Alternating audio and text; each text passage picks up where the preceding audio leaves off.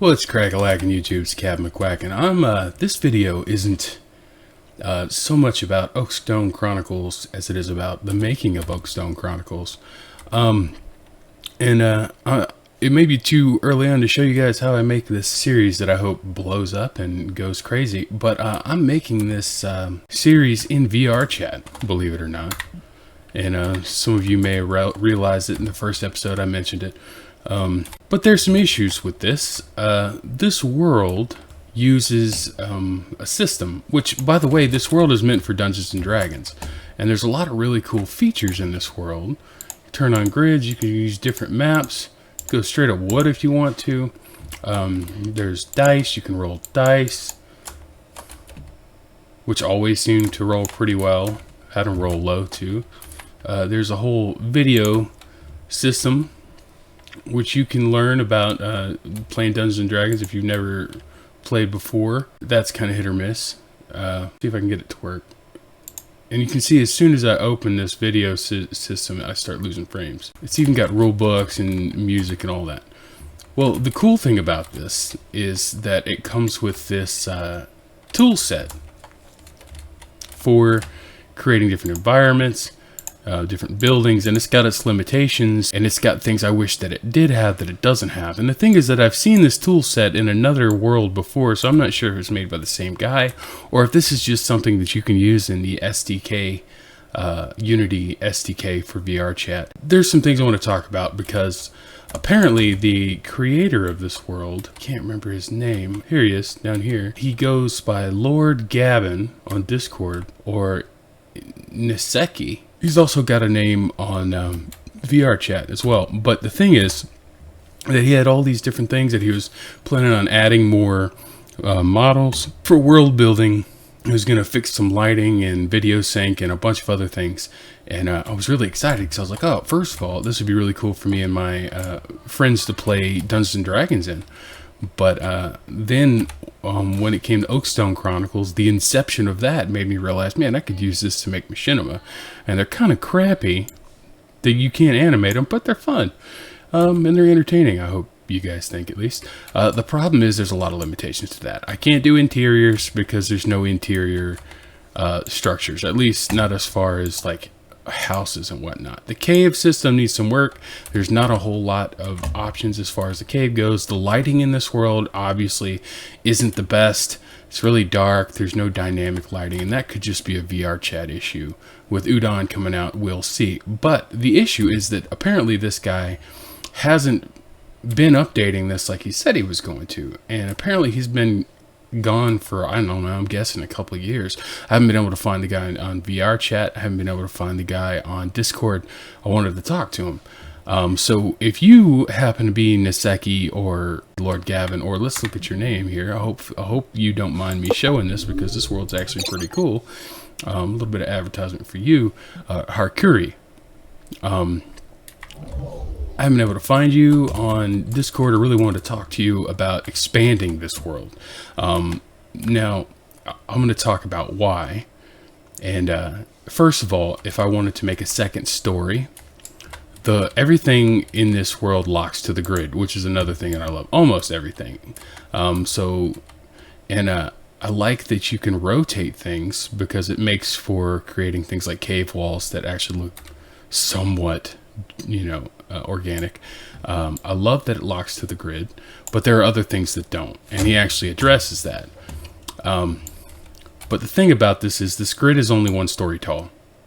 And when I first came into this world, I built this awesome sprawling dungeon, and I wanted to have a second story with like a throne where a dude was going to come down from the throne. The thing is, you can't make second stories. You can't stack a lot of these tiles, have no collision with each other for various reasons. I think it would be good to have, first of all, a toggle option so that these things snap perfectly every time. Or you could turn it off and be able to rotate it. But also, we need to be able to have levels. I would love to make a sprawling dungeon that goes up multiple levels at a time. Another thing that I'd love to talk to you about, if you're watching this, man, I hope so. And if you're not him, but you're watching this and you're interested, check out this world. It's just D&D 5e in VRChat. Another thing that I would love to talk to you about, something that I'm not sure is even possible with VRChat, and that's being able to save your progress, save states. Because as it stands right now, I made this huge dungeon and got really OCD with it because I've got crazy OCD, and it took me all day. And it would really suck if, as a dungeon master, as someone who's setting up the game for other people to play, it took you all day to set up a dungeon, and you had to get it done that day, the day you're playing, because you can't save your progress. I don't know if there's a way to save your progress. I don't know if there's a way that you could save tile sets, maybe an exterior program, something that leaks in with VRChat. I'm not familiar with these things. I'm a 3D modeler, but I'm not a programmer. I'm not a world builder. I don't know how that works. I can make this, no problem. I could build all these things, no problem, but I don't know how they work. And I'm sure that the creator, Harcuri, you've probably already thought about this. There's no way to save your progress. You have to make it the same day. It would really be nice to save tile sets, save dungeons, and there's really good reasons for that. And my example for why is based off my series that I'm starting, Oakstone Chronicles. I created the village of Oakstone. And that in of itself posed some questions, and got suggestions for things that I'd like to be able to do with that. But I created that village, and it's gone. So anytime that I want to make an episode in Oakstone Village, which is part of the reason that Chet and Ulrich went on an adventure, because I didn't feel like spending an hour setting up Oakstone Village. I would love to be able to save that and just reload that anytime that I was ready to create an episode in that village. Another issue seems to also, as the lighting doesn't seem to be very dynamic or engrossing or interesting in VRChat, at least in this world, at least not yet, at least until Udon is implemented. And if Harcuri has not been paying attention to this world or updating it, then Udon really doesn't matter, because he's not going to implement those functionalities. One thing that you guys may have noticed if you watched Oakstone, and you'll notice I've set up a perimeter here. So I was trying to determine what exactly was going on. You may have noticed that you get this weird distortion, and what this is the world trying to render correct lighting on the model's faces. Or that's what I think it is, or that's what I thought at first. So there are, like in the beginning of episode 2, there's absolutely no lighting issues because I had them set towards the edge of the board to simulate them being in the forest without having to actually set down a forest, which, by the way, there's not enough trees or variations of trees to make that look good. So there's no lighting issues there, but the closer you get to the center of this board, the more screwed up, and for some reason, the static models, the walls, the props, that doesn't happen to the props, but for some reason it happens to the faces. And you can see straight through these models, especially with some of the World of Warcraft models that have been included in this tile set. Now, I'm going to mess around with the SDK. I don't know if it's possible to copy this world. Harcuri probably wouldn't appreciate that. If you watch this, if you see this, Harcuri, and you don't mind, if you don't have the time to update this world, I would love to take it over for you once I learn how the SDK works and get more experience on Unity. If you wanted to, share the burden, I'd be more than happy to do that. Please reach out to me because I would love to see this fully fleshed out. I would love to be able to, I plan on DMing in the future. Right now, I'm just a rogue in my buddy's campaign, but I would love to DM in the future, and I would love to use VRChat as a platform to do that, because we're using Roll20 at the moment, and it's great for what it's worth, but the closest that you can get to in online Dungeons & Dragons gaming to the real world as you can get, the better. There's something that you just can't replace about sitting around an actual table with friends, with actual models in front of you, with a real life, quote unquote, real life dungeon, so that you can see things. And I have ideas for that, Harcuri, if you see this. But I mapped this out so rudimentarily. The closer you get to that white spot in the middle of the table, the worse the model gets.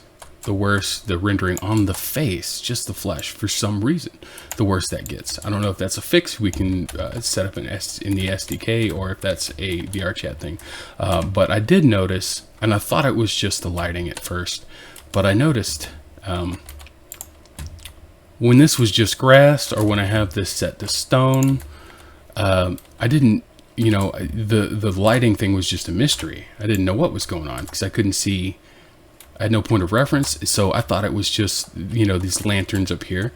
And the minute that I turned off the the map, I saw this. Now the thing is, there's no light. It doesn't seem to be coming from this lantern, because on the secondary table, that is there too. I'm not sure what this is. I'm not sure if these are just graphical errors, but it's just a little thing. It's a little problem that makes a big problem when I'm trying to make a machinima. You know, this is first world problems that just apply to Cptmcquacken because I'm making Oakstone Chronicles. But the issue here is just how much of the table that these graphical issues affect. I mean, we're talking 60-75% of the table.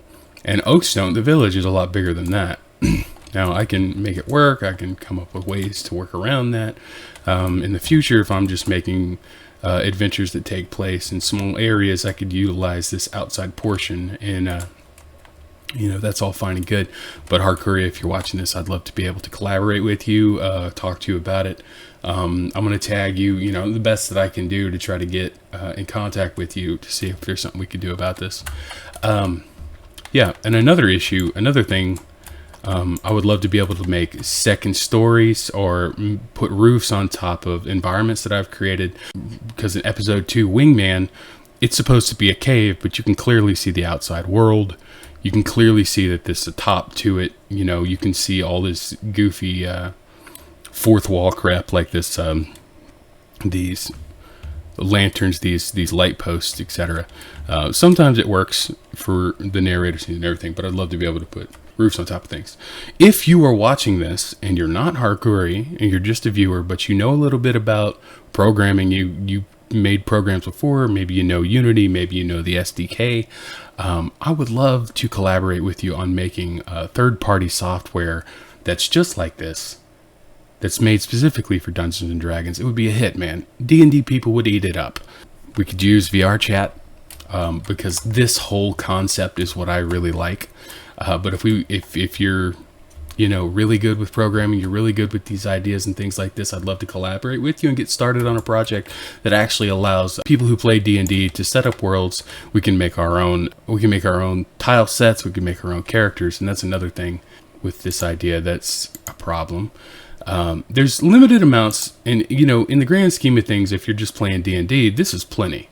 They're kind of uninteresting. Some of them don't have swords. This guy's the only one that has weapons. This dude and this dude. These guys are, I'm assuming, from World of Warcraft. This dude looks, oh, well, yeet. But like this dude, he's a little bit more detailed. You know, it's a little bit more facial contortion. I'm not sure if he's from World of Warcraft or what that is. Maybe that's the remastered edition. Some of these are actually from Warhammer, like the goblins. This is Warhammer, and these guys are Squiggiths, which are also from Warhammer, and I was hoping that these would be a lot smaller. At least I think these are from Warhammer. They definitely match a creature from that. I was really hoping these are going to be smaller, but this will be interesting for characters in Oakstone to run into if they ever need some sort of massive boss fight, which is gonna happen eventually. So yeah, Harcuri, if you're watching this, please reach out to me. If you're someone who's interested in a project, people that play D&D will eat it up. Thanks for watching this video. If you guys are a fan of Oakstone Chronicles, please continue to watch, subscribe, hit the bell icon for notifications. I'm going to be putting more out there. I know it's not the most animated and dynamic machinima you've ever seen, but I hope it's entertaining enough to keep you guys coming back. And thanks for watching. Thanks for tuning in. Leave a comment, leave suggestions.